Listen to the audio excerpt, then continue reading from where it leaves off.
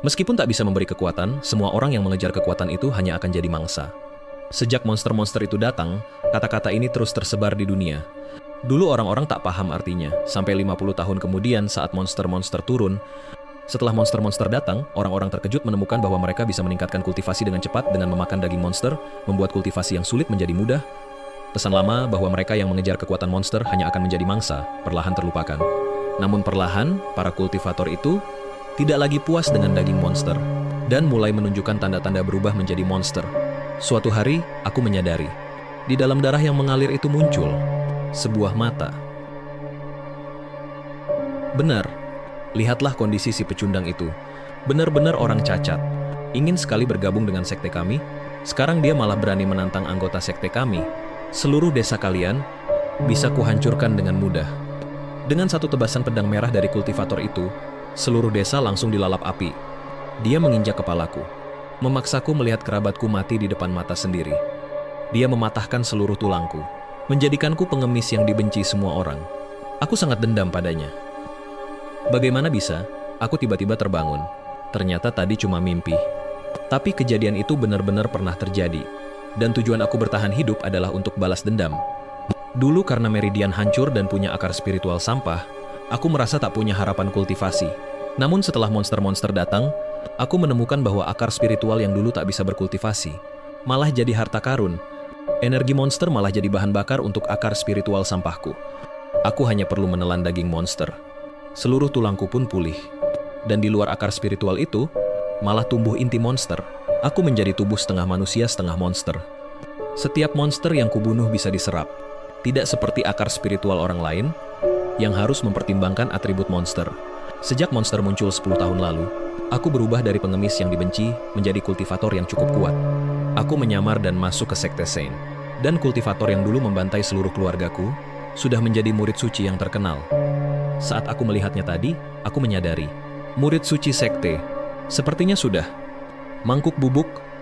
Setelah masuk ke pintu kursi, aku juga menemukan kesadaran sekte. Entitas iblis yang awalnya diharapkan untuk kita buru, meskipun telah menjadi bahan makanan yang tak terbatas, namun seiring semakin banyaknya memakan daging iblis tersebut, tidak ada yang menyadari. Memakan daging iblis, tubuh kita juga akan mulai bersiap. Daging iblis yang berbeda akan membawa perubahan yang berbeda. Memakan daging iblis jenis ikan akan tumbuh sirip, sehingga bisa menjelajahi langit dan bumi. Menelan daging iblis jenis burung akan tumbuh sayap, bisa terbang melintasi awan. Seiring bertambahnya konsumsi, organ-organ yang berbeda mulai muncul. Orang-orang di sekte mengatakan, ini adalah simbol kekuatan. Aku merasa agak takut, mulai memperlambat kecepatan makan daging iblis, tapi segera, aku menemukan rekan-rekan seperguruan mulai berubah.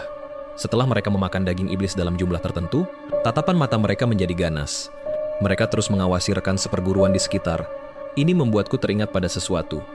Hal yang pernah ku dengar sebelumnya, saat babi makan, selalu menundukkan kepala, tidak pernah melihat orang. Sekali babi mengangkat kepala melihat orang, berarti dia akan memakan orang. Betapa miripnya kita saat ini dengan babi itu. Segera aku menyadari kekhawatiranku jadi nyata. Rekan seperguruan mulai menunjukkan tanda-tanda kehilangan diri sendiri. Mereka mulai gila-gilaan memangsa rekan seperguruan lain. Aku tidak berani bersuara. Dan saat siang hari, aku melihat seorang kakak seperguruan membawa keluar seekor iblis. Tapi mayatnya sudah tidak ditemukan. Guru bilang iblis menerobos masuk dan memakan kakak seperguruan. Ketika kami memakan iblis itu, tak seorang pun menyadari di tubuh iblis itu. Ternyata ada liontin berharga milik kakak seperguruan itu. Apakah iblis ini sebenarnya adalah orang yang makan terlalu banyak daging iblis? Akan menumbuhkan berbagai macam organ iblis. Tubuh manusia seperti kuali besar. Semua organ monster terus melebur menjadi satu. Namun saat kesadaran manusia terserap hingga tingkat tertentu, apakah masih ada perbedaan antara manusia dan monster? Tubuh akan berubah menjadi monster dengan cepat, sampai benar-benar berubah sepenuhnya menjadi monster. Lalu monster itu dimakan oleh manusia lagi. Siklus tanpa akhir yang terus berlanjut. Aku merasa sangat merinding. Tak lama kemudian, aku melihat sisi paling kelam dari sekte ini. Di area terlarang belakang gunung, aku melihat murid-murid yang hilang dan menjadi gila. Para tetua sekte mengelilingi sebuah kuali raksasa. Di dalam kuali itu terdapat cairan merah yang mendidih. Para tetua terus melafalkan mantra untuk memuja entitas besar. Para saudara seperguruan yang gila melangkah mendekati kuali merah itu. Mereka melompat ke dalamnya dan menjadi bagian dari cairan merah tersebut. Esensi darah dan energi vital, semuanya meleleh di dalamnya. Cairan merah itu pun menjadi semakin pekat. Aku seolah mendengar dari dalam kuali. Muncul suara kehidupan yang aneh. Aku bahkan melihat musuh bebuyutanku. Putra Suci Sekte. Jadi, inilah alasan dibalik kemunculan monster itu. Putra Suci tampak linglung. Ingin melangkah masuk ke dalam kuali raksasa itu. Beberapa tetua menggunakan teknik segel untuk menahan Putra Suci. Tetua Agung berkata dengan suara rendah, "Waktunya belum tiba." Dia adalah wadah yang pertama. Dia adalah wadah terbaik. Raja monster dari lembah terluka, Luo Hou, membutuhkan wadah yang sempurna seperti ini. Biarkan dia tumbuh sedikit lagi. Lalu kita berikan dia kepada mereka. Mendengarnya, hatiku gemetar ketakutan. Aku merasakan semacam aura dingin yang sedang mengamatiku. Aku mendongak dan melihat sebuah mata muncul di bulan di langit. Setelah kabur dari belakang gunung, aku sangat ketakutan.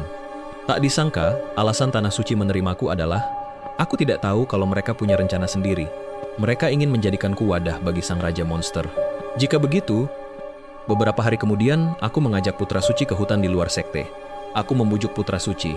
Orang-orang tua bangka itu hanya ingin membunuhmu dan menjadikanmu wadah Raja Monster. Padahal kamu bisa berada di posisi tinggi. Kamu adalah Putra Suci yang asli. Sekte ini seharusnya menjadi milikmu, bukan mereka. Sang Putra Suci yang telah mencuri hatiku menatapku dengan mata merah darah. Beberapa saat setelah Putra Suci itu, Putra Suci Zhongwen secara pribadi merenggut akar spiritualku. Dia pun menjadi tubuh kekacauan yang didambakan para tetua. Tidak lagi menjadi rakyat biasa. Putra Suci mengira aku sudah mati. Namun dia tidak tahu bahwa setelah kehilangan akar spiritual, hanya mereka yang jantungnya dicungkil yang akan mati. Segala kultivasi setelah kehilangan itu, semuanya untuk memperkuat kekuatan jantung. Manusia berubah menjadi iblis karena kutukan dari kehilangan itu. Terdapat dendam terhadap akar spiritual. Tanpa akar spiritual, tubuhku mulai hancur. Aku mulai terus melahap energi iblis. Aku mengandalkan usahaku sendiri, terus menyempurnakan energi iblis yang terkumpul. Energi iblis dalam diriku menjadi semakin murni, dan kesadaranku pun juga menjadi kacau karena dendam tersebut. Setelah pertumpahan darah ke-15 kalinya, dalam proses melahap yang tiada henti, aku akhirnya menjadi yang terkuat di dunia. 12 yang terbaik di bawah langit, tentu saja. Tapi ini berarti aku tidak akan pernah bisa menjadi manusia lagi. Dendam yang berasal dari bulan darah itu, bahkan telah kusempurnakan menjadi senjata rahasia. Saat aku kembali ke sekte, Zhongwen sudah dalam keadaan kacau balau. Napas Putra Suci Luolei yang palsu menodai darah orang-orang di Zhongwen. Namun dia tidak tahu, akar spiritual yang bukan miliknya itu akan membuat energi iblis Luolei meledak.